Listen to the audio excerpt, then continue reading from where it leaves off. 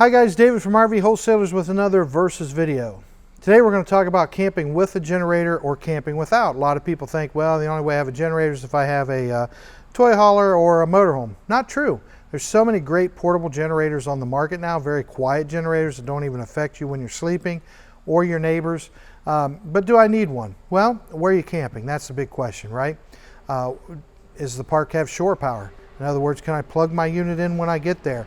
Am I going to be staying in a parking lot on the way, maybe a Walmart parking lot or some other place?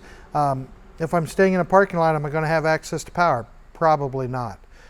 Some campgrounds you get to are primitive campgrounds. You'll have a bathroom, for example, but you won't have any kind of power.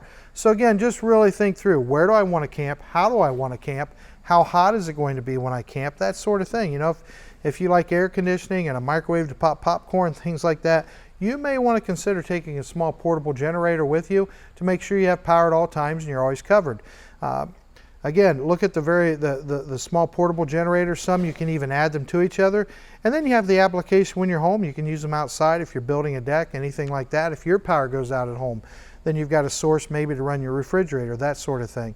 So we strongly suggest you look at a good portable generator when you are camping if you don't have one built into your unit already.